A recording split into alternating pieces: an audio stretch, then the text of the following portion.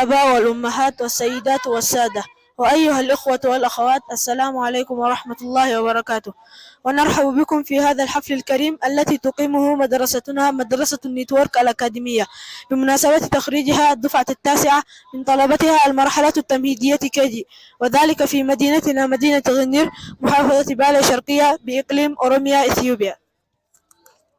نرحب بكم مرة أخرى ونشكركم على مشاركتكم معنا في هذا الحفل الكريم، وأخص بالشكر كل من رئيس المحافظات بالي شرقية السيد إشيتو بكلا، ونائب رئيس المحافظات السيد محمد إسماعيل، ورئيس الحزب السياسي السيد عز الدين حسين، ورئيس المجلس الأعلى للشؤون الإسلامية بمحافظة بالي الشرقية الوالد الشيخ محمد علي خدير، والسيد علي سرور أبا غدا، والسيد مليون رئيس القسم التعليم العالي في بالي، والسيد مارشو رئيس البلدية غنير، والشيخ آدم عمر زبير رئيس المجلس الأعلى للشؤون الإسلامية في غنير، وأئمان البلد والمشايخ.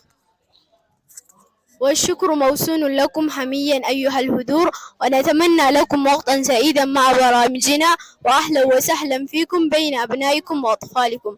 نحن أطفال اليوم ورجال الغد، نحن أطفال اليوم ورجال الغد، نحن أطفال اليوم ورجال الغد. شكرا.